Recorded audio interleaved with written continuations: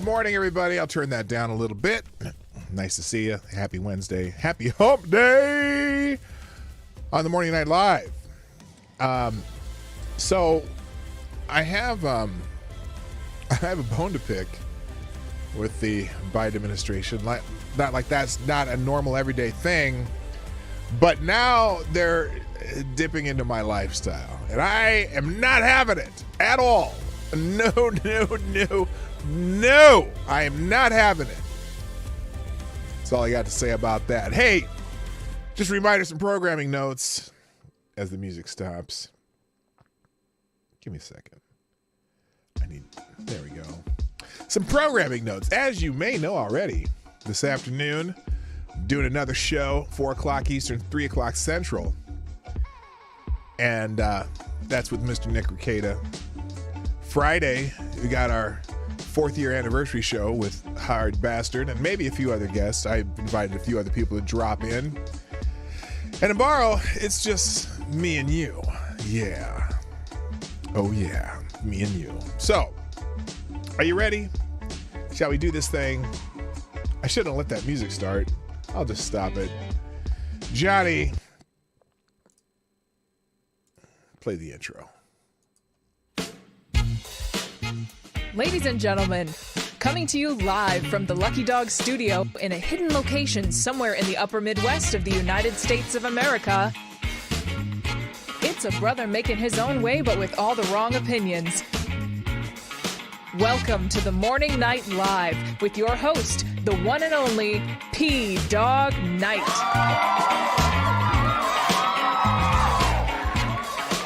Alrighty then, enough of that. Stop the music. Good morning, everybody. Welcome to the Morning Night Live. I'm your host, Marty, also known as P-Dog Knight on the internet. And welcome back to the P-Dog Knight channel, where we're cooking with gas. In fact, I had a lovely breakfast this morning, cooked on my lovely gas stove of some eggs scrambled with some lemon pepper shrimp and roasted red pepper and a little bit of Cajun seasoning. And then I also made Lady Boomer some malto meal this morning because she's still on soft foods. She is doing well. We went to a checkup yesterday. Was it yesterday or the day before yesterday? Must have been the day before yesterday. She went and had a checkup just from her surgeon, who said that she's doing okay. She can eat solid foods. I already talked about that. I made some chili. She had some hamburger, but then that didn't really.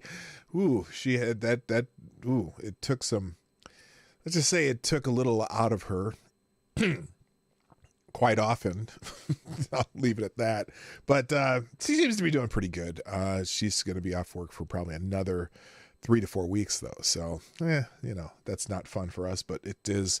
I'm just happy that everything is going well and she doesn't have any complications and all that. So, thanks for all of you who have given me well wishes on that, and I really appreciate y'all.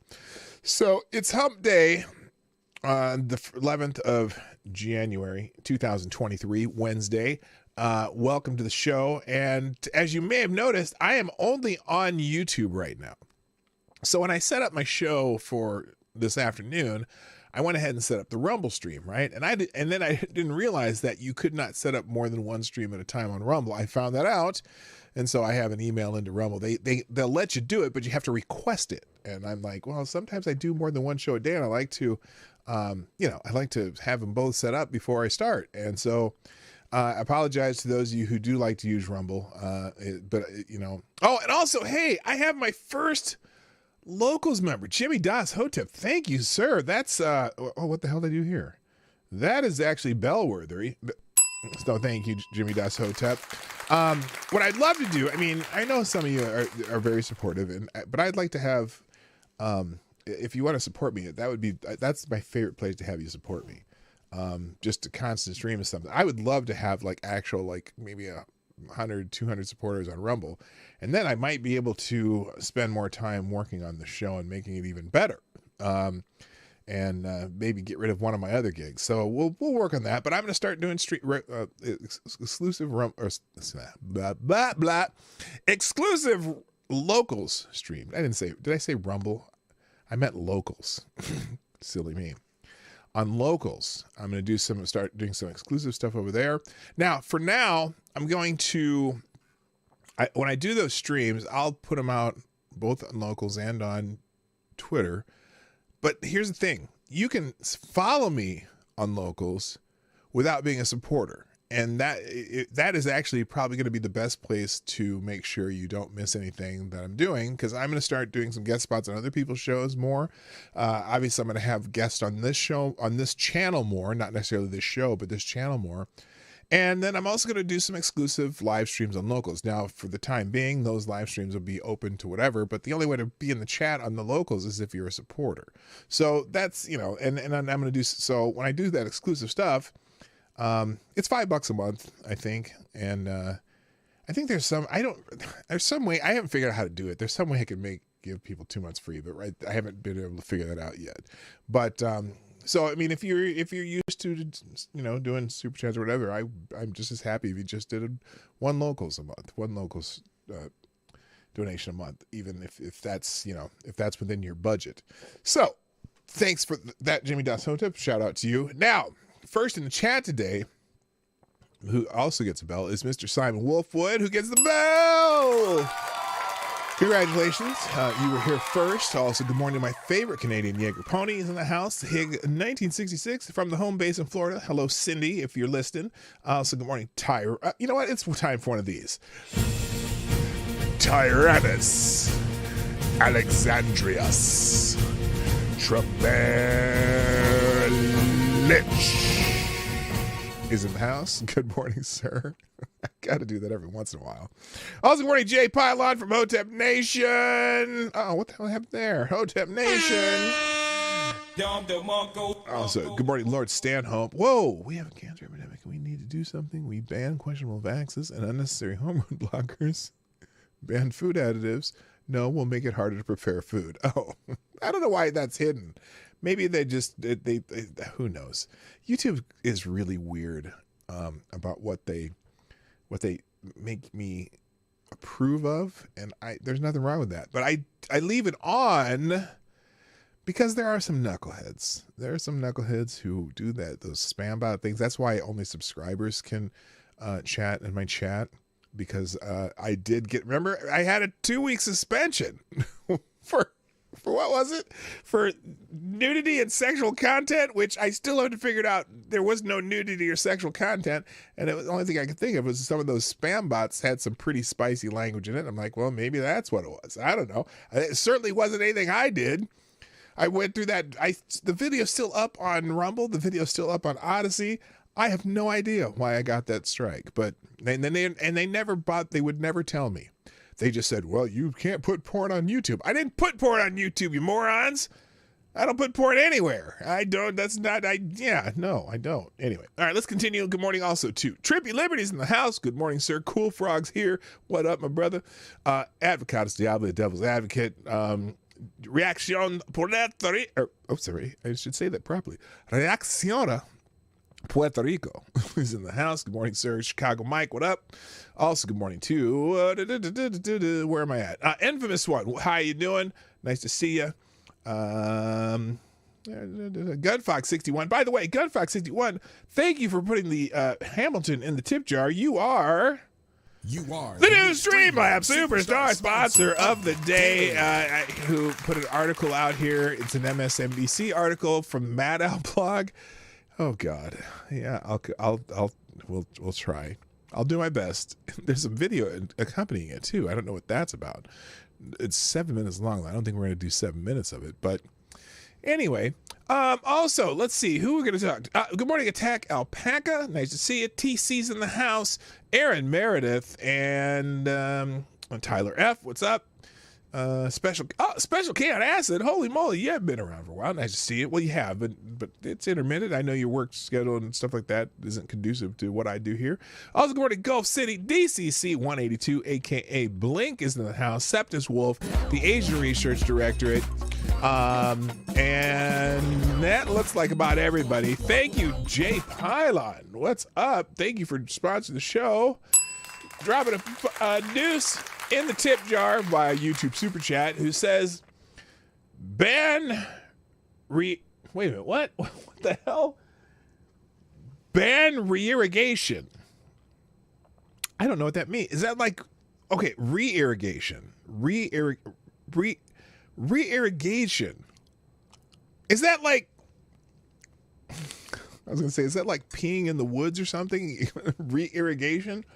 You take some what's left over from whatever you did and then did some re-irrigation out in the woods. I don't know what that means. Oh, is that supposed to say refrigeration? Well, yeah, no, oh boy. I'm going to get started on this. I really am. So y'all heard about the idea that the Biden administration is looking at banning gas stoves, right? That's what we're going to talk about. And that's what I'm mad about today, because I will not cook on an electric stove. If I got to go put a propane tank out of my side stove on the grill, I will do it. But, the super chat corrected it. Well, that's a terrible autocorrect. So it is refrigeration. Okay, well, ban refrigerators. No. No. See, they're trying to, these motherfuckers are trying to kill us. I know what's happened. Good morning, Rotten Corpse. I see you in the house. And also, Bubba's here. Bring on the nose. The nose, that's at 4 o'clock, 3 o'clock my time. I should just do it all in my time, because Ricada and I are in the same time. We're in the same state. I live about an hour and a half from Nick, and he lives out in the sticks, kind of. Well, I wouldn't say the sticks. It's a pretty nice area out there. Little chain of lakes out in central Minnesota. He lives near. But we're gonna have fun with Nick this afternoon. Also, Tex AG's in the house. Good morning. AKA 007. All right, so let's get into the show today, though, because and again, I strongly recommend you at least follow me on Locals. Okay, the Locals page looks kind of like this. Wait a minute, not like that. What the hell is that?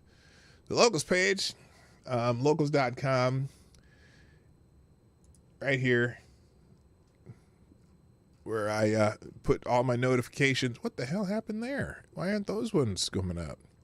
I put all my notifications for what I'm doing, as you can see, and we'll be doing some live streams on Locals. And then also, if you want to know what I'm doing, that's where you're going to find out. I'll just start writing over here a little more too. And then if you want to chat in the live streams, then you're going to have to be a supporter, but that's cool.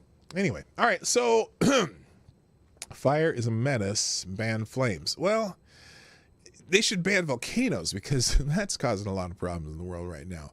All right, let's get into this. First, I'm going to look at what GunFox61 sent me, and then I'm going to get into the show. Ban morons. Yeah, that's something we got to do. All right, let's see. So, as you know, we have a new Republican majority in the House, right? And they had a little trouble. They wanted to get a new speaker in the House, and they had a little trouble. They finally got Kevin McCarthy in there. But now I'm starting to see a whole lot of stuff regarding the new Republican majority and all the havoc that supposedly they're going to cause. Mike Savage, blarg. Good morning, sir. Or good afternoon to you, I should say. So anyway, Gunfox sent me this. I have not seen, I'm reading this sight unseen, and we're going to go through it because I'm curious. And good morning, K-Shaw. So here it is. Why? Okay. The title of this already cracks me up. Why the Republicans' new weaponization committee matters. Weaponization committee. Now, what by chance, might they mean by weaponization committee? The new Republican weaponization committee. All right, let's read up. The new House Republican Party realizes that it's working alongside a Democrat-led Senate and a Democrat White House, severely limiting its legislative powers. Now, let me just make a quick comment on just that sentence. That shit works both ways. Just saying. With this in mind, oh, and by the way, let me just remind you that there's a couple senators over there in the Senate, that's where the senators come from, that, might bend a little bit when it comes to some of the Republican priorities in the House. Just saying. Yeah, they have a 51-49 majority in the Senate. Well, technically, there's a certain senator from Arizona who's not a Democrat anymore, although she caucuses with them. I probably shouldn't say she and cock. This is, but anyway, and then there's that other guy from West Virginia who's in a very, very, very red state, and he's hanging on by the hair of his chinny chin chin.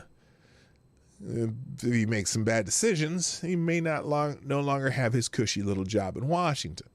But anyway, let me continue. With this in mind, GOP lawmakers intend to spend much of their next 2 years launching a series of investigations into all kinds of conservative hobby horses. Wow! Investigations and committees that investigate people like as if that's new, as if that hasn't happened the last Congress, but mostly just for the guy in the funny hair. We'll see hearings about Hunter Biden. Well, the FBI sure doesn't seem to be doing shit about that. And the U.S. withdrawal from Afghanistan. Well, I think we should probably find out what the hell went wrong. Good morning, Don Julio. What's up? And Dr. Anthony Fauci. Oh, Lord. Yes. We need to have we need that. And more Hunter Biden. Well, no, not more Hunter Biden, just Hunter Biden. There's some issues that are real that y'all seem to want to talk about. By the way, I do have my cup of reparations here, just a moment. And the origins of COVID. Well, is anybody else going to do it? And big tech. Yes, big tech. We definitely need to talk about big tech. And then he says, did I mention Hunter Biden? Oh, isn't that cute? See, the thing is, they're not really investigating Hunter Biden, because Hunter Biden, left to his own devices, would probably be, in a gutter with a crack whore. But it's not about necessarily Hunter Biden. It's about a corruption from the highest office in the land, Mr. 10% for the big guy. That's what really the issue is. And peddling influence using the office of the vice president of the United States. There's a whole lot of evidence in that laptop from hell, right? Anybody? Bueller? Anyway, he continues. Much of these attempts at legislative oversight, which is their job, will be tiresome and inconsequential. Really? Okay, Nostradamus. How so? He says, do Republicans... Well, now, wait a minute. Let me think about that. He might be right. Because when you say inconsequential, I think about all that bluster about the Benghazi stuff, right? And I go, yeah, inconsequential. Because Republicans are... What's the word for that? A bunch of pussies. They're not going to do shit. Anyway, hello, Episkopos. Republicans will generate some headlines. Aligned media outlets will be delighted. Well, there's not that many aligned media outlets. Not even, certainly you don't mean Fox News. No, I'm not streaming on Rumble today. I will be, because I set it up for the afternoon stream, and I found out at the time that you can only set up one stream on Rumble at a time. So I just decided to not stream on Rumble today. So I will be streaming on Rumble this afternoon when I have Nick Ricade on. And an avalanche of fundraising appeals will no doubt reach conservatives' inboxes nationwide. Well, it's not like none of you motherfuckers on the Democratic side weren't fundraising all over the Get Trump Brigade. So Congress, people in the House fundraise continually because they're only in the House for 2 years. And somehow some of these stupid campaigns go for 2 years at a time so they can get reelected. So the idea that the members of Congress fundraise, That's nothing new from either side of the aisle. All right. But, here we go. Here's where they, I wish I had my, I need that little X-Files. Do, do, do, do, do, do, do, do. I don't have it though. Anyway, but the underlying GOP conspiracy theories, also known as foreshadowing actual things that happened, are difficult to take seriously. Really? I think you might want to take that Hunter Biden shit seriously. I think you might want to take Dr. Anthony Fauci's investigation seriously. I think the origins of COVID should be taken seriously. I think the big tech collusion between government and censoring American citizens should be taken seriously. And the fuck up that was the withdrawal from Afghanistan should be taken seriously. But all of those things would make the uniparty look bad. Is that what your issue is here? Who wrote this shit? Mr. Bannon, Stephen Bannon. What the fuck is Stephen Bannon? It probably says down at the bottom. Anyway, and the associated investigations are unlikely to produce anything of great interest. Well, that's unfortunate, because every one of those topics are of great interest to me, an American citizen.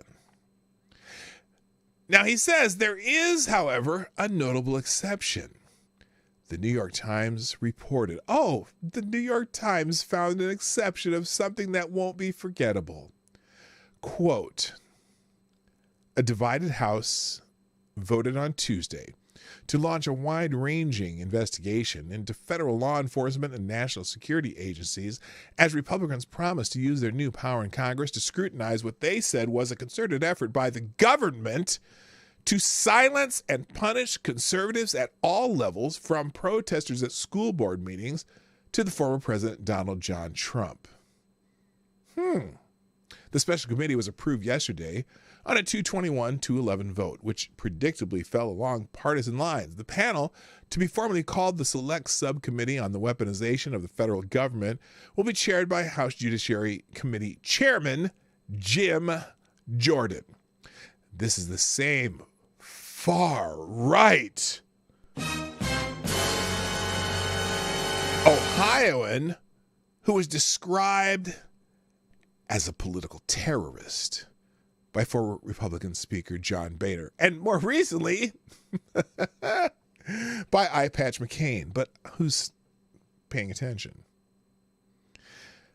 Democrats plan to be a part of the committee, filling 5 of the panel's 13 slots, though they'll have no real influence over its direction. Wow, that sounds familiar. Did we just have a committee somewhat like that in the last Congress? Oh yeah, the January 6th committee. The Get Donald Trump committee. That's basically all that shit was. It's tempting to simply roll one's eyes at such endeavor. Well, for you establishment media types, sure. After all, in reality, there's no.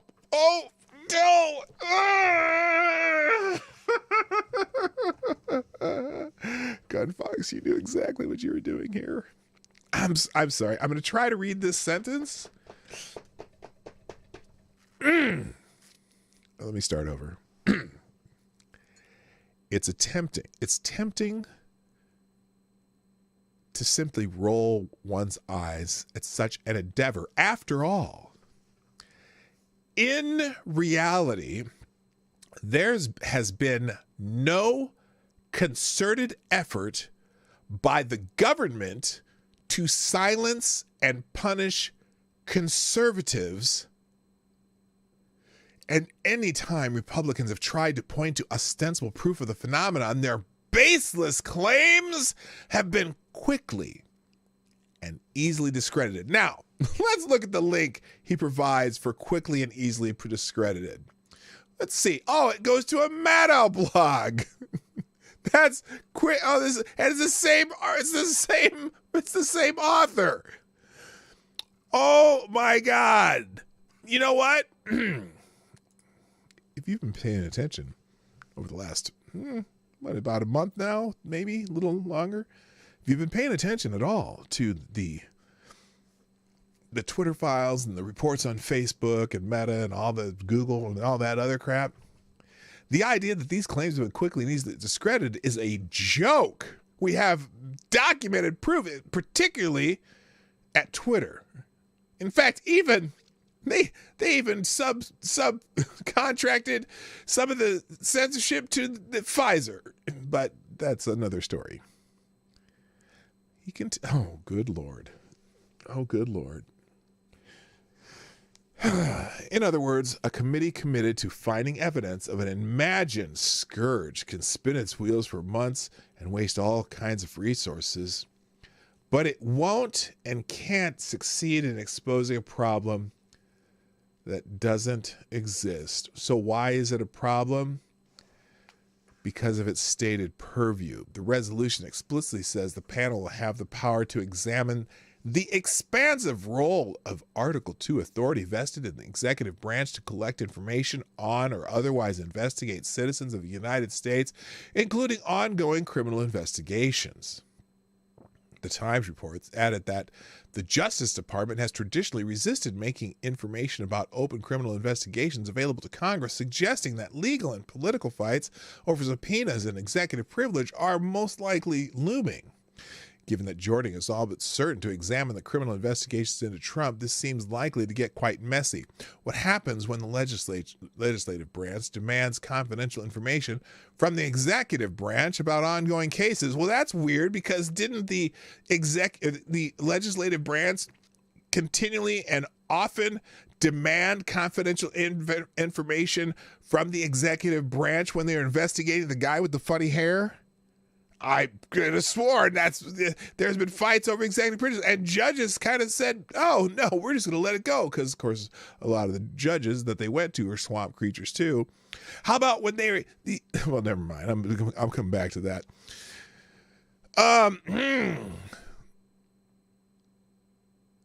What happens when the legislative branch demands confidential information from the executive branch about ongoing cases surrounding a corrupt former president who enjoys the loyalty of the congressional investigators? If the matter is adjudicated, how might Trump-appointed jurists rule? Well, hey, Steve, some Trump-appointed judges have ruled against Trump in the past, so what's your point here?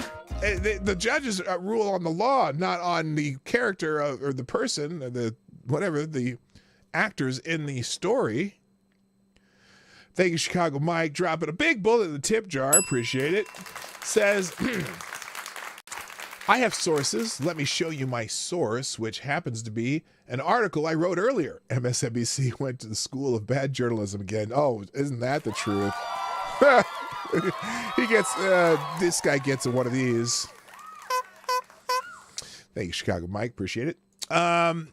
Complicating matters is a breathtaking scope of the probe. A Politico report added, let's see, we'll open that one too, added that the Jordan-led committee will be able to look into any government agency or program that it views as suspect, including the FBI, IRS, intelligence, and the intelligence community. Yeah, that's good.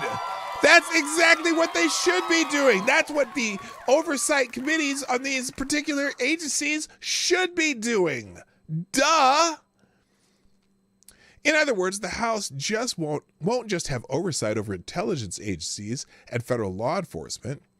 It will now have a powerful special committee pursuing conspiracy theories, again, also known as foreshadowing or finding what was true yesterday that you wouldn't admit, finding what's true today that you wouldn't admit yesterday. It's funny how a lot of these conspiracy theories suddenly find evidence that, oh, really, that shit really happened. Biden's laptop. Related to intelligence agencies and federal law enforcement, complete with unique access to highly sensitive information. Unique? You mean like how the January 6th committee had unique access to highly sensitive information, or didn't actually show all the information to the American people. Oh, anyway. A Democratic aide on the Judiciary Committee told NBC News, this thing is so fucking broad. It's Benghazi on steroids. It's crazy. And then he ends this by saying it'll be easy to shrug off many of the House Republican investigations. This one, however, is much more serious. Well, yes, it is. And I'm here for it, Steve. Thank you very much, and good night. Dumb motherfucker. Anyway, thank you, Gunfox. I wish I'd probably need some chamomile tea right now just to calm down. Anyway, TC, only 5 members so they can claim minority representation. No, I think that is a nod to what Nancy Pelosi did with the January 6th committee. Basically, they're saying fuck you to the Democrats, like Nancy Pelosi said to the Republicans when it came to that committee. Wait, milk keeps better when it's refrigerated. Okay, we're talking about... Okay, let's talk about home appliances now. Because that's what what's the word I'm trying to use? The main flux of the show? Anyway. So, by the way, here is the Politico article. Well, maybe I should check this out too before I go into home appliances. This is from yesterday. Well, here's how Politico spins this. Mutually assured obstruction.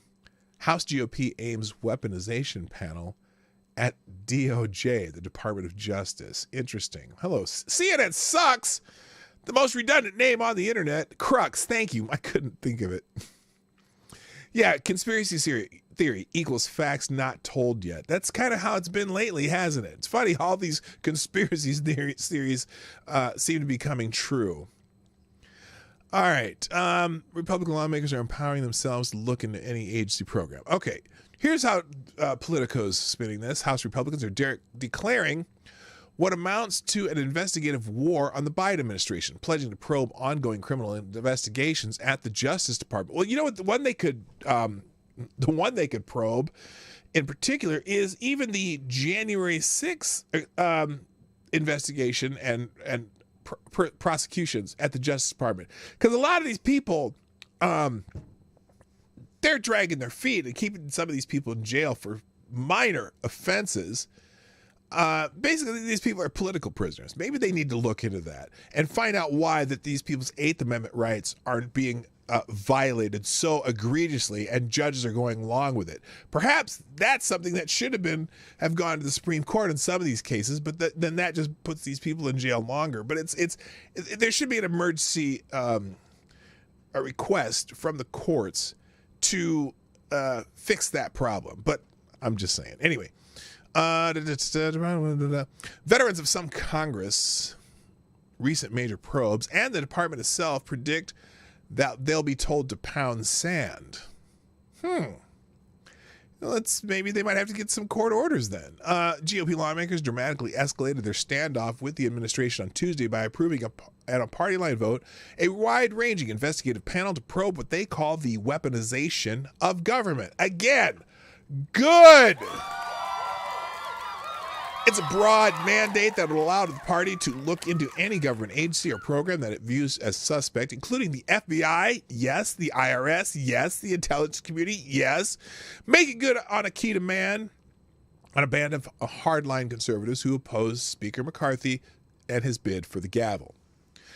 It's an opening salvo that promises to escalate quickly. The Justice Department is certain to fiercely protect its most sensitive investigative files, and prosecutors are simply not going to hand over information on open criminal probes, legal experts say. The resulting conflict promises to erode the already strained relationship between the DOJ and congressional Republicans. Oh no, that makes so sad. This will be a separation of powers hornet's nest, said former House General Counsel Stan Brand, who represented witnesses before the January 6th Select Committee, including Dan Scavino, a top advisor to former President Donald Trump, in order to insulate the process from taint. DOJ will have to draw clearer lines in the sand over what they will provide. Well, you know what? I'd like them to just go back and investigate some of the January 6th stuff that the January 6th committee didn't really want to talk about too much, like Nancy Pelosi's role, like the how the Justice Department is holding these people way longer than they should be, how the and also there's that 40,000 hours of video that they don't seem to. Oh wait, is it 40,000? No, 44,000 hours of video that they don't seem to want to release. I'm just saying. Good morning, Cannon Hotep. And why are you so angry? No, not Cannon Hotep. Why are you so angry? The entity on YouTube. That's their name. Let's see. The genesis of the proposed select panel, which would operate underneath the Judiciary Committee chaired by Representative Jim Jordan, has exacerbated concerns about DOJ allies and how. Wait a minute, DOJ allies? The DOJ. About how GOP lawmakers will use their broad directive, notably those seeking to access ongoing criminal matters. Now, you know what? Let me just say something, just as they are going to say what I think they're going to say. It's probably true that they probably shouldn't be able to get too much information into ongoing investigations. However, didn't the January 6th committee almost exclusively work on something that has its own ongoing investigations? So how do you reconcile that? I don't know. How do you reconcile that? Rub that taint on their faces. Oh, good God. So anyway, the notably seeking access to criminal matters are among the staunchest political allies of the former president, whose efforts to overturn the 2020 election are the subject of a special counsel investigation. And several GOP members of Congress, including House Freedom Caucus Chair Scott Perry of Virginia, allied closely with Trump, prompting the department to scrutinize their actions. Well, that's funny you should mention that, because again, that's an ongoing investigation, and yet you had the January 6th committee doing oversight or whatever on that same topic. So, pot kettle, baby. Pot kettle. Perry declined to rule out serving on the panel in an ABC interview on Sunday, asking, quote, "Why should anybody be limited just because someone has made an accusation? Everybody in America is innocent until proven otherwise." Both Perry and Jordan were subpoenaed by the January 6th Select Committee to testify about events surrounding the Capitol attack by a mob of former presidential supporters. Both declined to comply with that subpoena. Good. I'd be giving them a big middle finger. Though GOP leaders have not yet announced any members of the new investigative panel, McCarthy has indicated to House Republicans that he anticipates Jordan will lead it. Representative Dan Bishop of North Carolina, who pushed for the investigative body for months, is viewed as a likely member. Representative Thomas Massey has also said publicly he expects to participate. Good. The panel was greenlit after a month-long push by conservatives, growing from a fringe idea to a formal demand made by several McCarthy holdouts last month. It was one of California Republicans' critical concessions as he sought to appease his far.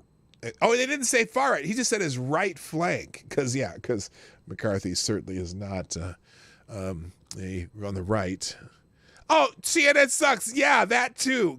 Who is Ray Epps? Was Ray Epps a Fed? That's a great question. His lawyer, his attorney was. Did you know that? His attorney was a former FBI investigator. Isn't that funny? I wonder why. I wonder if Ray Epps was a source. Anyway, exactly what is the line on entrapment and then the law on entrapment, he said in an interview. That's talking about Bishop. I skipped a line. Bishop, one of his detractors, told Politico he expected to be on the committee and that his concern with oversight was less about Trump probes and more about the methods used by federal law enforcement that have drawn intense criticism from some conservatives. Exactly what is the line on entrapment? Oh, yeah, like on the Gretchen Whitler case. What is the line on entrapment and then the law on entrapment? He said in an interview, citing the federal prosecution of the Michigan militia members who planned to kidnap Governor Gretchen Whitler, whatever, which some on the right have flagged for its use of undercover agents and informants. No, which the FBI and their informants planned and drew some people into and then prosecuted them for being drawn in. That is the fact, Jack. I'm interested in how the American people are being treated more than I am concerned about politicians. Good. Thank you, sir. I appreciate that. Now, Jordan, for his part, has made clear that he's willing to go full tilt at the Biden administration, using subpoenas if necessary. Oh, wouldn't that be just juicy if they didn't show up for subpoenas? Anyway, because that's what they got Steve Bannon on, right? They got him 90 days in jail because he didn't answer the subpoena in the way they wanted him to. He did offer to testify, but not in the way they wanted him to. They wouldn't accede to his demands. Anyway, let's see. Jordan, for his part, has made it clear he's willing to go full tilt at the Biden administration for using subpoenas if necessary. Many areas of the new panel plans to target the new panel plans to target are ones Jordan already identified in letters saying he would move to compel testimony. Quote, the committee has been given a ridiculously broad remit that, when invoked for partisan gain, as one can confidently predict, will surely lead to extensive conflict with the Justice Department and the president, said Daniel Richman, a Columbia law professor and fan of the swamp. Richmond has his own brush with the highly charged DO investigations after he helped facilitate the release of details about former FBI Director James Comey interactions with Trump. So he's a Comey Simca fan. DOJ has spent decades resisting similar queries. In 2000, the department issued a response to congressional inquiries known as the Linder Letter that outlined its staunch position against sharing information related to ongoing criminal matters. Then Assistant Attorney General Robert Rabin wrote at the time that congressional questions about pending matters pose an inherent threat to the integrity of the department's law enforcement and litigation functions. And I don't say that he's 100 wrong on that. Asking for information on investigations in process probably isn't the best use of evidence and judiciary power. But anyway, that resistance came even during the first 2 years of the Trump administration, when Republicans controlled the chambers of Congress, as Special Counsel Robert Mueller explored connections between the Trump campaign and Russia, or lack thereof. Congressional Republicans dug into the origins of the probe and attempted to get a glimpse inside Mueller's apparatus, often meeting stiff DOJ resistance. Critics of the proposed inquiry noted that DOJ could draw inspiration from Trump himself as it responds to House GOP inquiries. Of particular potential relevance, they say, are the former president's effort to block former White House counsel Dan McGahn from testifying to the Judiciary Committee, a challenge that took years to resolve. McGahn eventually testified after Trump had left office. So they're going, look, it's a game they play over there that, that's the one reason I don't think, unless they have a major sweep in 24, these investigations are not going to end before the end of this particular congressional term. I'm just saying. Legal experts warn that Republicans' roving investigation could do significant damage to criminal matters. Well, legal experts, do all legal experts, or just your few select legal experts that want to make sure that it's a one-sided affair? I'm guessing the latter is the case because they didn't ask all legal experts. They just got look, when they say experts say, all they mean is more than one expert said it. Doesn't mean all experts say it. Doesn't even mean it's a consensus. Doesn't mean shit other than, oh, well, we found a legal expert and two that says, warn that Republicans roving investigations could do significant damage to criminal matters, especially if they gain access to critical prosecution files or grant immunity to witnesses who might otherwise be implicated in potential wrongdoing. So anyway, and there's a few more lines, but I'm going to just stop. Anyway, so obviously the Politico, at least, or these news outlets, basically are poo-pooing most of the investigative committees, but this particular one, they have their concerns. They have their concerns. Concern trolling. Trust the experts, trust them blindly, trust them fully and without hesitation. Yes, exactly, Jay Pylon. All right. Now I need to talk about the Biden administration floating the idea out there that they're thinking about banning gas stoves nationwide. Now, you may know already that the state of California is, I can't remember what year, but the state of California passed some kind of law that in some time in the near future, meaning within the next decade or so, is going to ban natural gas heaters and appliances. So that'd be heater stoves, maybe if you have a gas line out to your outdoors, to your grill, whatever. They're banning the use of natural gas, which is asinine if you know that the United States basically is one of the world's greatest producers of natural gas. A fairly comparatively clean use of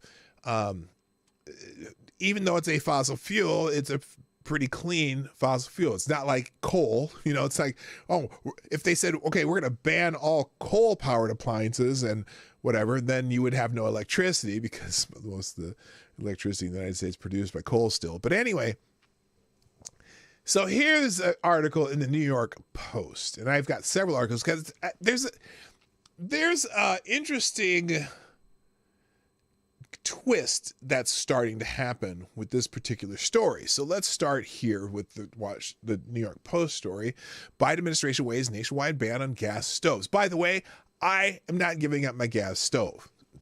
Y'all can fuck off. What they're going to say is that probably they'll ban the sales of new gas stoves and then whatever. But look, natural gas heat and natural gas stoves are king in cold climates, especially in the upper Midwest, Wisconsin, Minnesota, North Dakota, South Dakota, even as far south as Nebraska. It's all, your appliances and heat are all natural gas.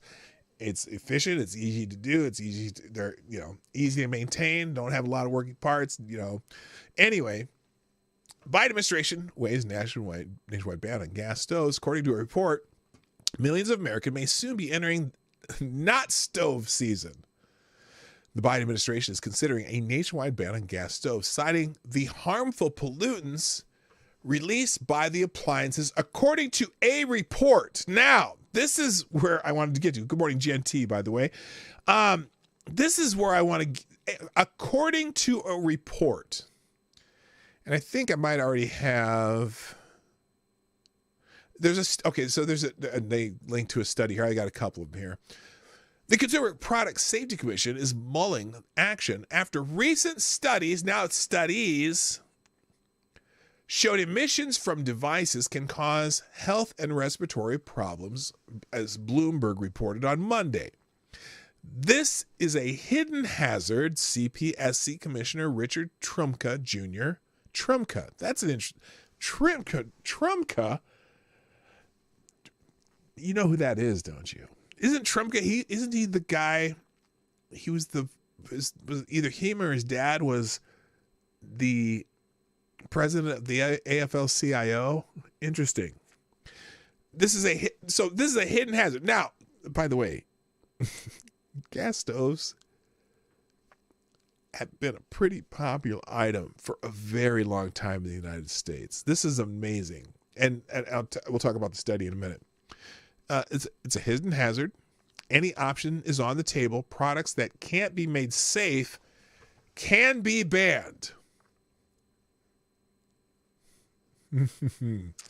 Reports by groups including the American Chemical Society and New York University's Law School Institute for Policy Integrity found gas stoves, which are used in about 40% of U.S. homes, while the remainder use various forms of electric cookers, emit pollutants like nitrogen dioxide, carbon monoxide, and fine matters at levels deemed unsafe by the Environmental Protection Agency and the World Health Organization.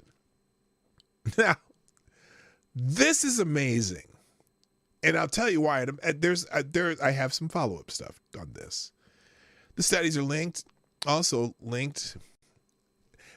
link gas stoves to respiratory illness, cardiovascular problems, cancer, and other health conditions.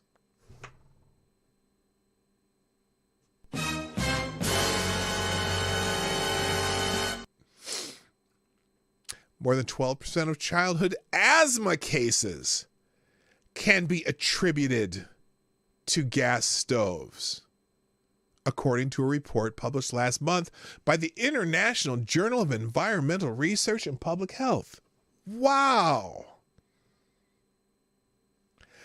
There is about 50 years of health studies showing that gas stoves are bad for our health. Really? And the strongest evidence is on children and children's asthma.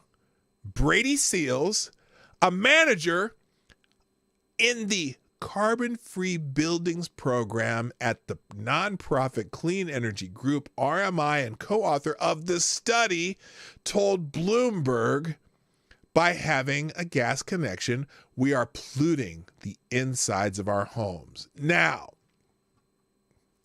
Brady Seals, I don't know if you caught this, but let me show you something here. Find it.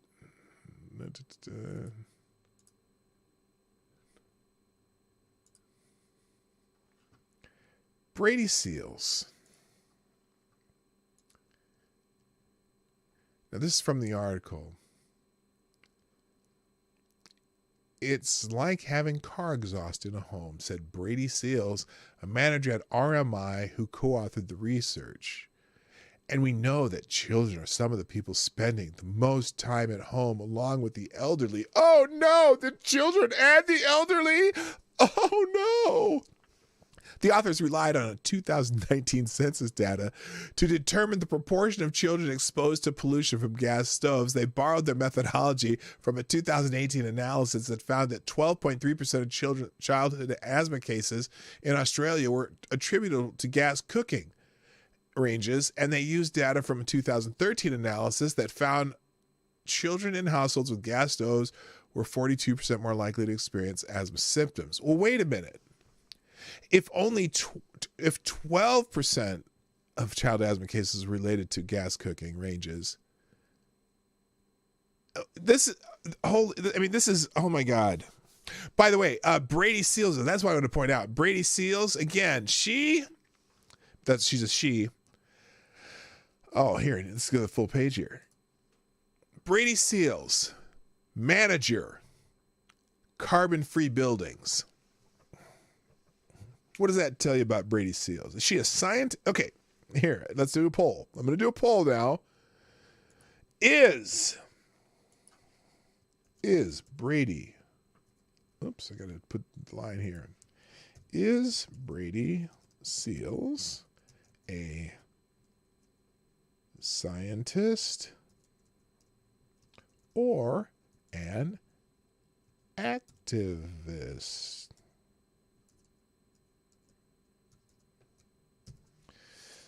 Scientist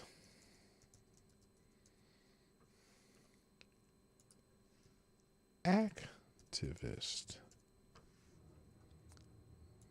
Polls will be open for about 10-15 minutes. Good morning, Black Hebrew Israelite. That's right. So back to this article. Short of now, then this is Trump going back. There's 50. So this is Brady Seals. 50 years of health studies. Really?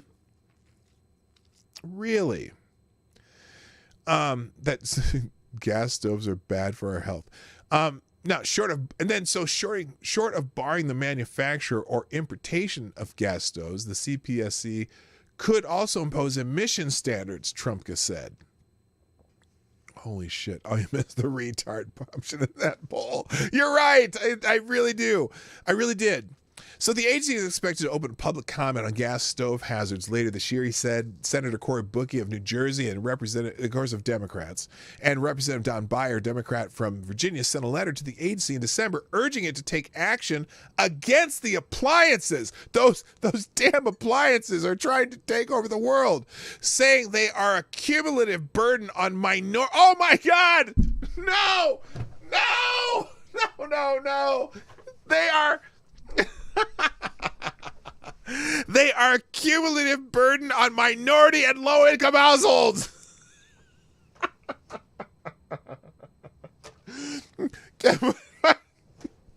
Black and indigenous people of color most affected. Holy shit. And restaurant owners too, because restaurant owners, I mean, it definitely most overproportionally affects restaurant owners, which I don't think are black and indigenous people of color, though there are black and indigenous people of color who own restaurants. What the hell? It every freaking time. Every damn time. Gas stoves are more in more wealthy people have gas stoves, I would think, because electric stoves are cheaper. Oh my God. The cumulative burden on minority and low-income households. The association that represents gas stove makers like Whirlpool contends that cooking on any type of stove produces harmful emissions. Well, that's true, because it's not the heat, it's the pans that cause the emissions and the smoke from the actual food that's cooking. Ventilation is really where this discussion should be rather than banning one particular type of technology, said Jill Notini, vice president of the Association of Home Appliance Manufacturers and fascist. By the way, she's certainly a fascist if she's not going to go along with what the Biden administration says. Banning one type of cooking appliance is not going to address the concerns about overall indoor air quality, she added. We may need some behavior change. We may need people to turn on their hoods when cooking. Oh, nobody ever thought of that. Oh my gosh. So anyway, now, whenever I see something like this, I go, wait a minute. There's something wrong with this story. And so here's the study that they're talking about. Let me do the Bloomberg version. I have a couple different articles about this study. But here are two of the studies, okay? First, this is, now, remember, whenever there's a little problem with the science here, as far as I'm concerned. The problem with the science, as far as I'm concerned, is that the words "trust the science" should just be removed from everyone's lexicon, because this has activist science written all over it. So here's the article from this is Bloomberg. I think it is. Yeah, this is the Bloomberg. I have an archived article from Bloomberg. U.S. safety agency to consider ban on gas stoves amid health fears. A federal agency says the ban on gas stoves is on the table amid rising concern about harmful indoor air pollutants emitted by the appliance. U.S. Consumer Product Safety Commission plans to take action to address the pollution, which can cause health and respiratory problems. Now, if this were the case, wouldn't you think that all these people who've used gas stoves for probably 100 years, I mean, or maybe not 100 years. I think the gas stoves probably came into vogue in the 40s, right? I mean, gas stoves have been around forever. In fact, gas stoves were far more prevalent than electric stoves. Electric stoves are a much newer appliance, right? And so a vast majority of the country was using gas stoves for a long time. So you would think that all these, but they say that suddenly childhood asthma is more prevalent than it's ever been. Well, why wasn't it more prevalent when everyone was using gas stoves? I'm curious. So now this looks like the same article. Wait, where's the article about the study? That's the wrong one. Oh, wait, here. Well, let's go to the New York Post. So here's the study that they're talking about. This is from January 28th of last year. Okay. Here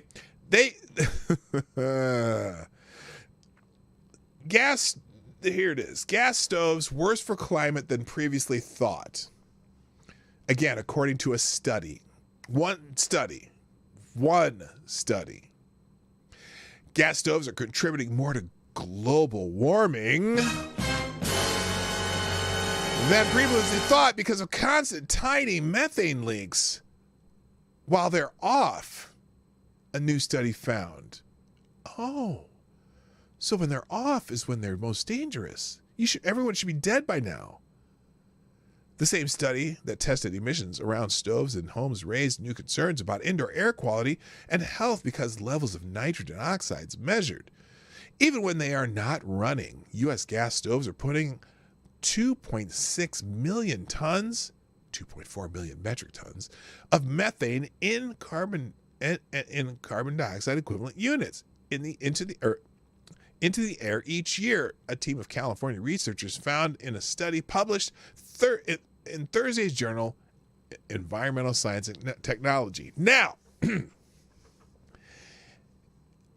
it is possible that because some stoves use pilot lights, that is the case, right? I'm curious though, for example, my gas stove has electronic ignition. So it doesn't emit any gas while it's idle.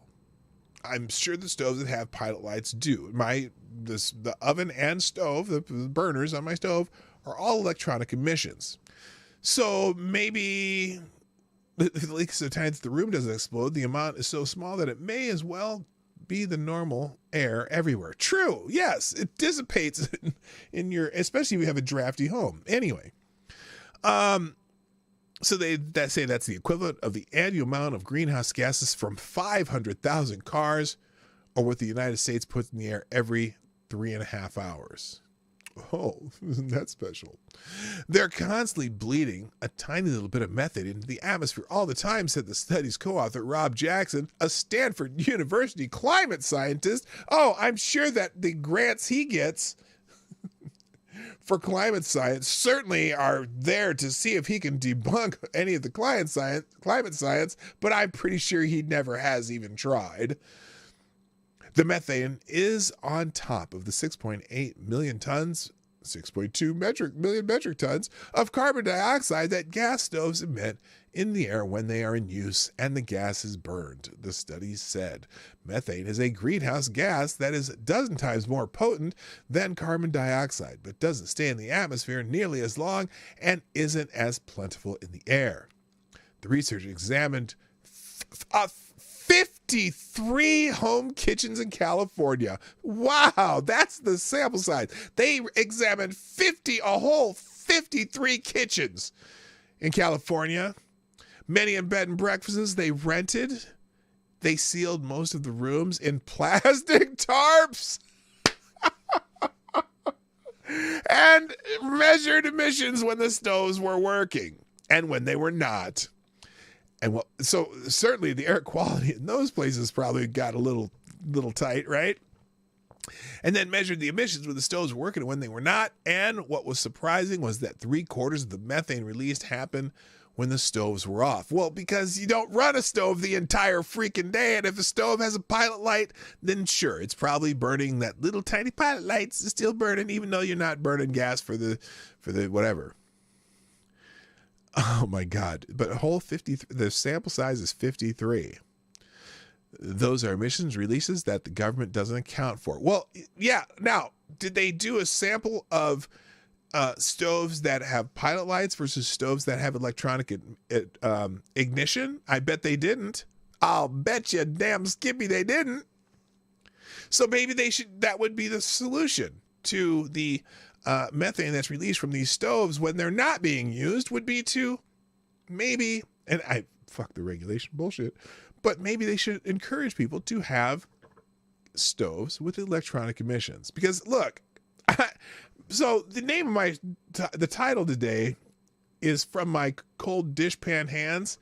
Yeah, but it would be my cold dead dishpan hands. You're taking my gas stove, because gas is so much easier for someone who's really into cooking to cook on, because you can immediately change the intensity of the heat put on your pan.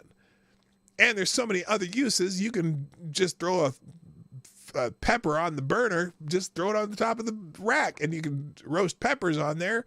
There's all kinds of things why I like gas better. Lindsay, what's up? Cynical Lindsay's in the house. How you doing? Nice to see you. It's been a while. Oh, good Lord. And electric now, here's where they go. I tell you what, the people who make electric appliances are probably just loving this shit. But then again, you have electric appliances that probably have a bigger carbon footprint than your gas appliance. I don't know. Anyway, many communities have bans on gas stoves in future new construction that will take effect in future years, including New York City, get a rope, the Bay Area cities of San Francisco, Oakland, San Jose, and Berkeley. Well, is it a shocker that those are the towns that are already have the bans? Holy shit. People can already choose electric appliances that they want, said Frank Mazzano, a Washington policy and public relations expert who represents the gas and appliance interest. People just like gas appliances because they perform better, especially in colder climates. And I live in freaking Minnesota, and I love my gas appliances. They work better, they're more efficient, and they're just easier to use. Now, here's the question I have, too, because they don't seem to mention, what they haven't mentioned is propane. I wonder if they're going to try to ban propane too, because a lot of people live out in the sticks. They use propane. I wonder if they're going to try to ban propane appliances too, because I got a propane grill outside that I use the burners on every once in a while. Real quick, couple super duper chats. Actually, the Streamlabs Superstar chats. Thank you, Ty Alexander, for sponsoring the show, dropping a small bullet in the tip jar, who says, quote, I trust science. What I don't trust is the agendas of the people conducting the studies. There are plenty of scientists who make conclusion based off facts. Then you have the activists who behave like the creationists. FTG, those cunts. Okay, that's some colorful language from Ty Alexander. Thank you for sponsoring the show. And another big bullet from Jimmy Das Hotep. Thank you, sir. Who says these studies are designed to get across their agenda. They don't actually care about fair results. That is... That's where I'm going with this. And so I don't need to read any more of this. You get the idea. But here's the article that made me think about this, because back in December of 2022, this was an article that came out in Bloomberg too. Biden seeks fossil fuel-free federal buildings in a hit to gas. Proposal comes amid growing electrifying everything movement. New emission by the way, they still haven't gotten some of the power grid issues that to make everything electric. Like, California with the electric car thing, that they're going to make people, they're not going to sell any more gas powered vehicles by 2030 or 2035 or some shit like that. Isn't California the state that still has rolling blackouts? They haven't built a new electrical plant in years. That people are sabotaging electrical plants, and yet now you want to have electric cars and electric stoves and electric everything. How's that going to work out? Anyway, so here's the article that I was talking about. Biden seeks fossil fuel-free federal building to hit to gas. The Biden administration is poised to ban federal buildings from using fossil fuels, adding the government's heft to a growing electrification movement that has natural gas distributors on the offensive. Now, I am really confused. So okay, this is all new federal buildings. So they don't, frankly, here's what I'd like to see. So here's what all new federal buildings would be required to be fossil fuel free by 2030 under Energy Department proposal announced Wednesday. The plan, which also applies to federal buildings that undergo renovation, would start in 2025 by mandating buildings reduce their on-site emissions associated with energy consumption by 90% relative to 2003 levels. Now, I wonder why they chose 2003. There's got to be a reason they chose 2003. I don't know what it is, but I'm curious. But and on that note, here's what I'd like to see. I'd like to see the size of the federal government reduced by 50%. Then you wouldn't need to build any new federal buildings. How about that? That would be even better, but no one's talking about that shit. Anyway, now, this is crazy. This is Jennifer Granholm. Yes, Jennifer Granholm, who I drove my electric car and I didn't have any problems with the gas prices. So you plebes who can't afford an electric car can just fuck right off. Okay, I'm paraphrasing. But anyway, she says, ridding pollution from our buildings and adopting clean electricity are some of the most cost-effective and future-oriented solutions we have to combat climate change. Energy Secretary Jennifer Granholm said in a statement. Now, wait a minute. Adopting clean electricity. Class, how is most electricity produced in the United States and most parts of the world? Coal-fired power plants and natural gas-fired power plants. Oh, gee, clean electricity. Yeah, the electricity that's produced is clean, but to produce it, you haven't come up with any really good solutions for being able to increase the amount of electricity produced. So there's not rolling backouts in California when you're going to go try to charge up your Tesla. Oh, excuse me, your Datsun or Datsun. I said Datsun. Holy shit. How long has it been since Datsun has been around? Nissan, because you don't want to, give Elon Musk any more money because he's a really bad man. Anyway, Jordan, what's up? I see you there too. So anyway, the requirement comes amid a thriving climate movement. Ooh, yay. To electrify everything that has seen cities from coast to coast banning fossil fuels in new buildings that could disrupt natural gas distributors. Montgomery County, Maryland, which has a population of over 1 million people, last week voted to forbid the use of natural gas for heating and cooking in new buildings. Now, I'm curious. I'm really curious about another thing here. So remember, it was last week or 2 weeks ago, whatever, when this huge ass cold front. Good morning, Maddie. When this huge ass cold front swept the nation. Remember that? And all these people who live in these places where they don't have to turn off their heat as much as like we do in Minnesota. We have to turn on our heat every winter because it gets cold here. So we live in Minnesota. And the people in North Dakota, South Dakota, Wisconsin, Michigan, the people who live in the north, we love our natural gas because it's the safest way to heat your house, right? Now, again, in the Northeast, they use, heating oil? Are they going to stop the use of heating oil too? Are they going to make everything electric?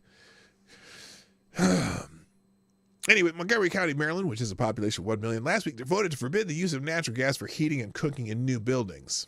I hope those motherfuckers froze their asses off a couple weeks ago. Anyway, previous iterations of a mandate, which was attempted without success by the Obama administration, would have completely phased out the use of fossil fuels in federal buildings.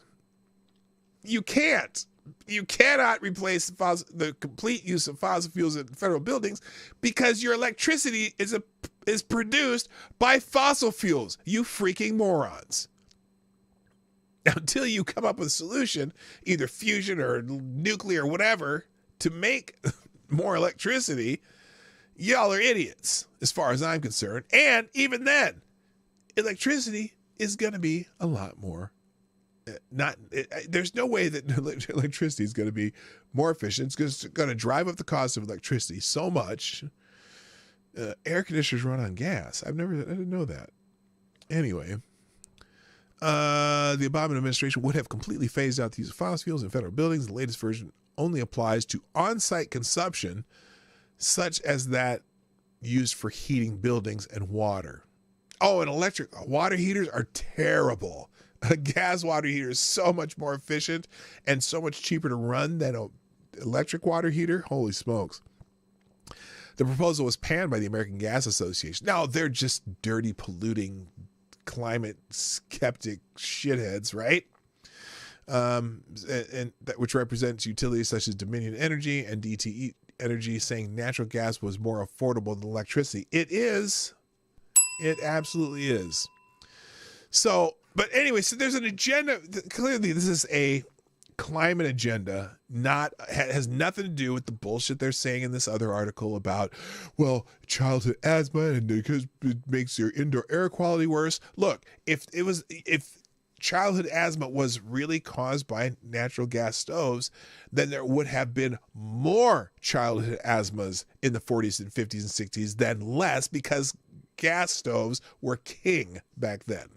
So, anyway, I just much more prefer cooking on gas. So anyway, a lot of people are talking about this. There's another article here in the Houston Chronicle that I have here, what to know about gas stoves and the Biden administration's potential ban. Now, this is the Houston Chronicle, so they're probably thinking, this is a great idea. Anyway, and in fact, they linked this. Another recent study found gas ovens leak hazardous air pollutants. Again, the study is going to come out with whatever they pay for the study to come out with. And I'm pretty confident that the grants and money that's been given to these researchers probably wanted an outcome that fit the narrative. Let's just put it that way. So anyway, some people are talking about, this is the guy that said I'm losing my mind, talking about Brady Seals, who, again, Brady Seals, who's part of this study, is from a place called, that's her, I don't care about where her degree's from. But manager, carbon-free buildings. I wonder if carbon-free buildings can benefit from something that's saying that natural gas is probably should be kaput. I wonder. She's an activist, by the way. I see the poll here, and 32 votes, 97%. She's an activist, not a scientist. I'm with you there. So anyway, and then Alexandra Ocasio-Cortez, she chimed in on this. Did you know that ongoing exposure to nitrous oxide or nitrous dioxide from gas stoves is linked to reduced cognitive performances? To which our friend Ranting Monkey said, so your parents had a gas stove, eh? Yes, that's a great answer. Other people are making fun of it. Real question. If we all have to switch to electric, will there be any government assistance to do that? AOC says the way we are handling it in New York City isn't to force people to switch to it. They already have. Folks can keep their appliances. Nice appliance you have there. If you like your appliances, you can keep your appliances. Oh, wait, that was the Obama administration. And new buildings in New York City will have gas-free stoves. As for federal, and any proposal from CPSC would go through a quite lengthy review and input process. Anyway, 3-Year Letterman, I don't know if you know this account. If you're on Twitter, you have to follow 3-Year Letterman, who says, Senator, not to be that guy, but NO2 is what we breathe every day. Without oxygen, we'd die. Everything would. I hate science too, but my God, delete this and do better. That'd be a parody account. He knows that NO2 is not oxygen. But anyway, All right. Also, Vox has a story on it, and clearly, this is the narrative of the week or narrative of the month that gas stoves generate unsafe levels of indoor air pollution. Really, unsafe levels.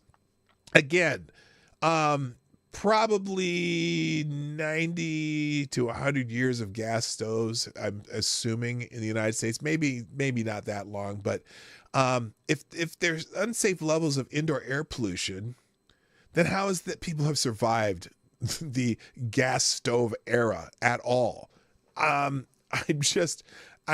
laughing at this. Again, a major study in 2001 of human activity patterns, 6 common air pollutants. It's like it's a narrative that they're pushing now. It's crazy, and it all has to do with their want to be, environmentally safe. Oh, by the way, here now, a couple people noticed on Twitter. This is fantastic. At least more than one person noticed that one of the pictures of Jill Biden cooking in her own kitchen at her home. What is Jill Biden using there? Can't wait to see the headlines when feds raid Jill Biden's private home to confiscate her criminal gas stove. There she is, cooking on gas. That's not the only person to notice.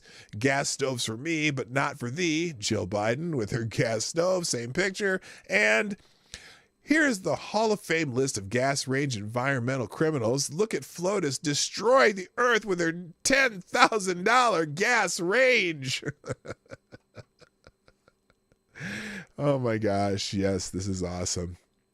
So anyway, and then finally, that was it. I think that's, why are my notifications there? Let me go back. What did I do here?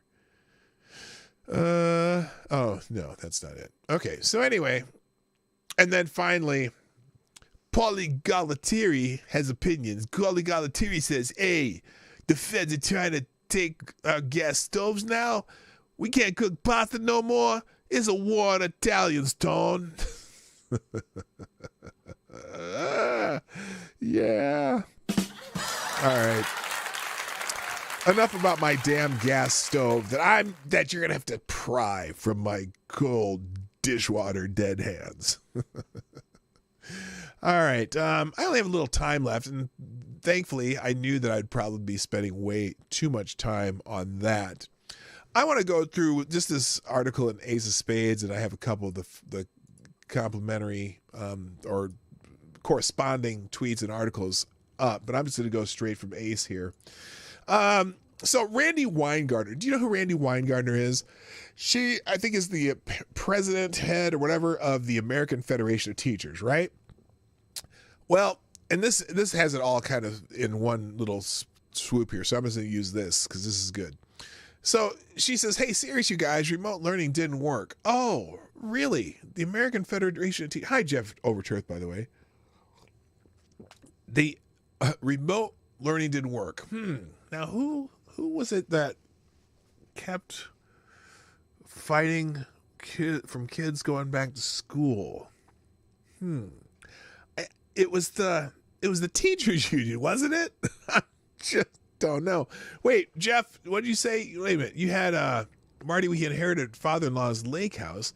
He turned it electric because of special discounts. The local coal power plant. Oh, because of special discount, local coal power plant closed. Power came from the nuke plant, and it cost $1,200 a month to heat. Oh my God, $1,200 a month!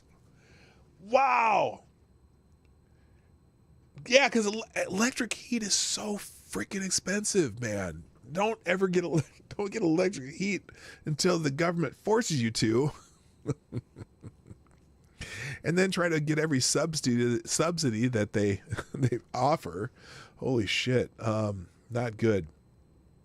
Civic Magic, another name I haven't seen in the chat for a while. Good to see you. Do you like an electric dryer after years of gas vented inside in the winter? It's safe, adds moisture there. Oh, you do like electric. See, we also have a gas dryer. it just because, just because that's what I bought. So, all right. Randy Geithner says, hey, seriously, guys, remote learning didn't work. Duh. The head of the American Federation of Teachers who bullied Democrat politicians into closing the schools for 2.5 years so that teachers could pretend they're members of the laptop class, examined the data, and it is ready to offer a tentative conclusion. This from an article from Fox News. American Federation of Teachers President Randy Weingarten was criticized on Sunday for saying remote education didn't work and for emphasizing the importance of relationship and building and trust. Well, duh, you assholes are the one that kept us kids out of school for so long. What we have seen in public education is that technology can't replace teachers. Remote education didn't work in part because you have to have relationships. You have to build trust, she wrote in a tweet on Friday. The American Federation for Children's Corey DeAngelis reacted to Weingarten's tweet on Saturday and said, bitch, you fought to keep the schools closed. Except he didn't say the bitch part. Several others called out Weingarten for forcing remote education during the pandemic. Weingarten recently called out critics who blamed her for school closings in a letter to the editor published in the Wall Street Journal. She was responding to a piece written by the journal's editorial board, headlined, Randy Weingarten flunks the pandemic. She says, no teacher I know enjoyed remote and hybrid learning, which pre-pandemic was championed by Betsy DeVos, Weingarten wrote, blaming the Trump administration. Not one teacher relished teaching art class via Zoom to 40 pupils, 20 of them in a classroom and 20 at home. Now, clearly, this biatch is trying to rewrite history.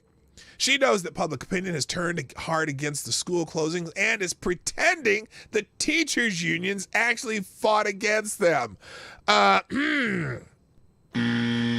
She's gaslighting the entire country. Corey DeAngelis isn't letting her get away with this. You fought to keep the schools closed, then you declined to join me on the Dr. Phil show to talk about how you hurt kids by fighting to keep schools closed. Why? And she replied, this is a lie and you know it. We put out reopening plans. When I went on TV and did op-eds talking about how to reopen, and we worked with many to make it happen. What we asked for was to open safely to protect educators and students from the virus. Disagree on policy, but stop the lies. Oh, reopening plans? Teachers unions want wealth taxes, charter school bans, and Medicare for all before schools can reopen. Oh, those are definitely pandemic-related demands. Now, or teachers union influenced last-minute CDC school guidance, received copies before public release, according to emails. Remember, they were colluding with the CDC to keep the schools closed. How about this one? The push to this is the Chicago's Teachers Union. Oh, here we go. This is our favorite. The push to reopen schools is rooted in sexism, racism, and misogyny. People of color most affected. So anyway, so this Corey DeAngelis said, hey, lady, no one is falling for your gaslighting bullshit. I'm paraphrasing, Randy, and you know it. That is why you constantly close your replies like you close the schools. That's why you decline to join the Dr. Phil show and talk about how you hurt kids by keeping schools closed. Oh, I like this. Corey DeAngelis, I might have to follow that person. Oh, here's some more reopening plans. Formerly someone broke about from USA Today. Here are her own words from July 2020. Schools weren't safe for teachers and students to go back, despite the fact that European schools were open and we had tons of data that schools were safe and closures were devastating. She would have also been okay with opening for a $500 billion price tag, plus hiring 50% more teachers and finding 50% more space. See, she totally wanted to open the schools. Her words here in August 2020, and this is from the American Federation of Teachers. AFT also looked at what amounted to full reopening. Let's say you were trying to safely what Trump wants, Weingarten said. you'd have to add 47% more teachers and 47% more space. Now that's really interestingly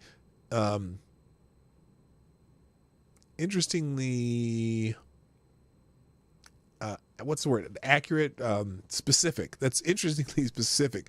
47% more, not 48, not 49, not 50, but 47% more. It comes to about $500 to $600 billion. What Republicans have offered is less than $100 billion, with some headed to private schools. They're doing it so close to the start of school, and there's no time to get the money. So she wasn't fighting to have the schools open. Stupid bitch. Anyway, that's supposed to be back here.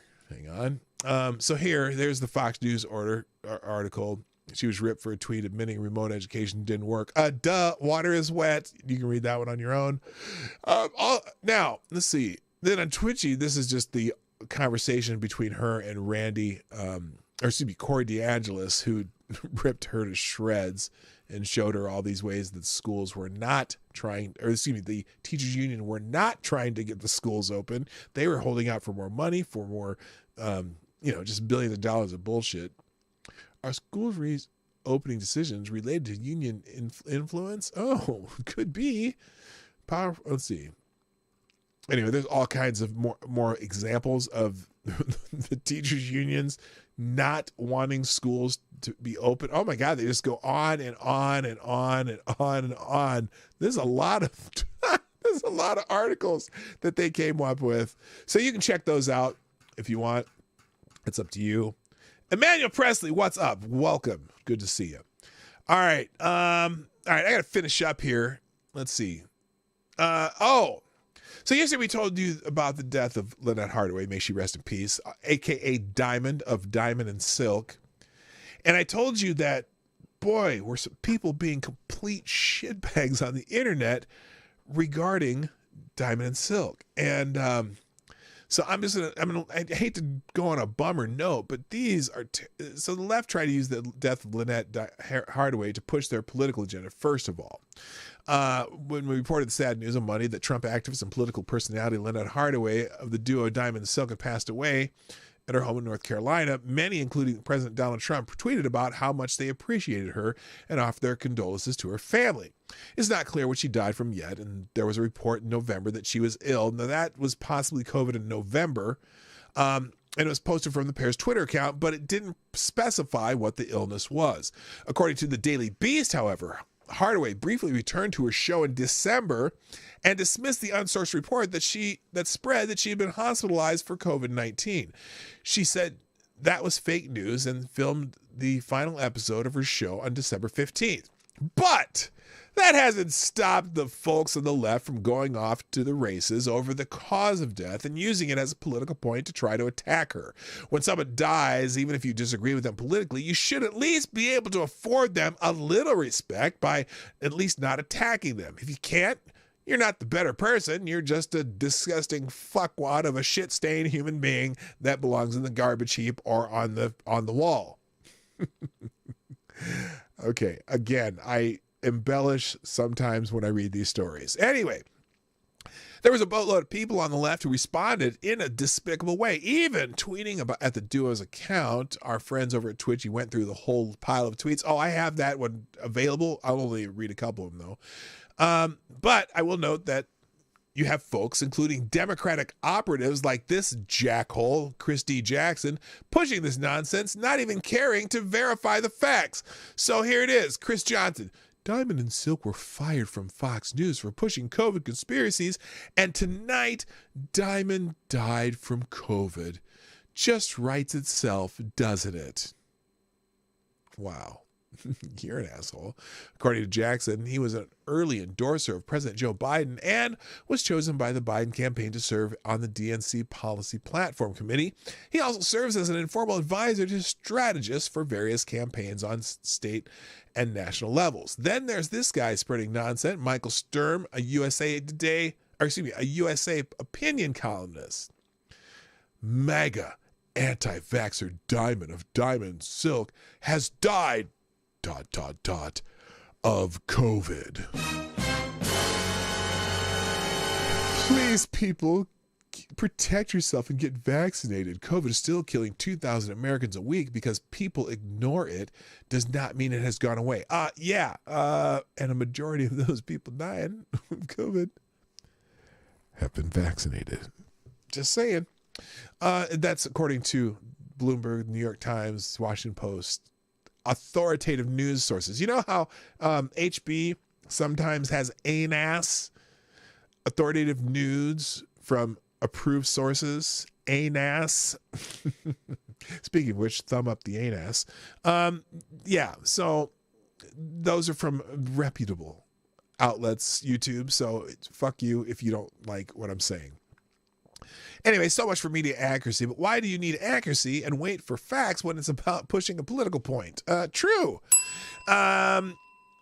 Stern even links the Daily Beast story, which he didn't read since it doesn't support his claim.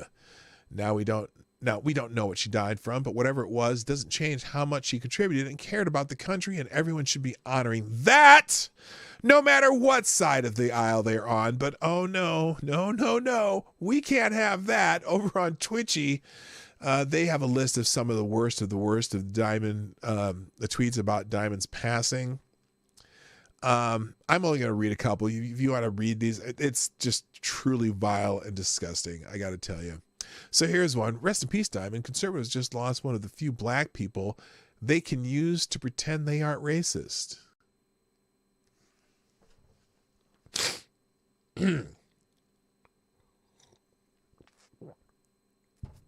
Wow. To be fair, these people are being dragged like, they are, but these people are getting dragged like nobody's business. That's true. Here's someone named Rick Havoc. Rest in peace, Diamond, the newest member of the Herman Cain Club. They get worse. Here's a white guy. Yeah, that's a white guy making fun of two black people. How very progressive. Here's one. Rest in peace, Diamond. Her real name, for all the conservative white folks who only know her as a paid minstrel show gimmick she sold herself as, is Anitha Lynette Hardaway. I bet you Trump and most of the right can't even tell you which one was Diamond and which one was Silk.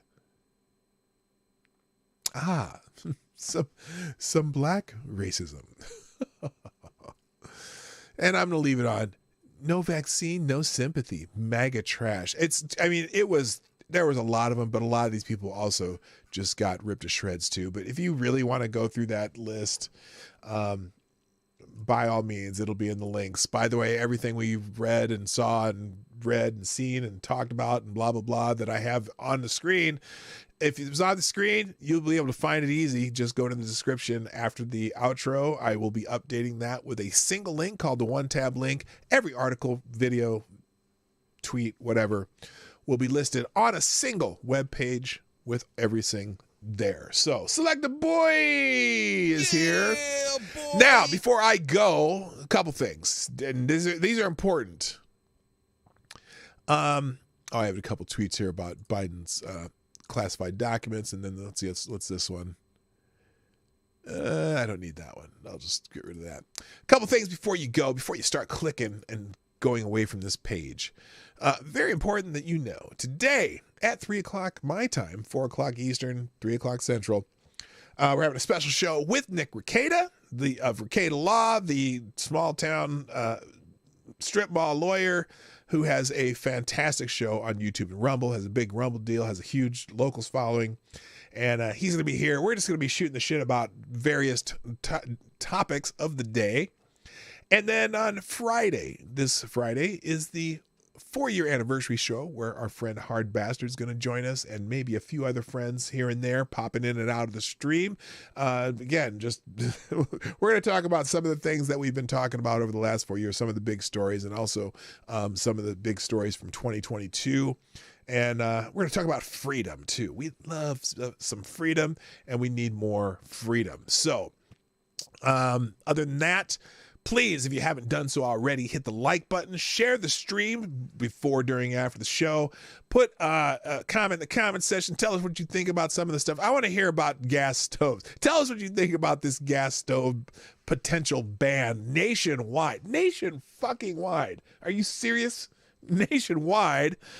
And then, and if you like the show, if you really like the show, well, share it, first of all. Share the stream for this afternoon, too. But if you really like the show, you can sponsor the show. You are the sponsors of the Morning Night Live. Right here, pdognight.live, 24 hours a day. If you put throw a couple bucks in the tip jar and you write a little message, which you get a full 246 characters, no matter how much you donate, you can, I'll read that right here on the show, just like I was doing during the show. Thank you, especially to our sponsors today.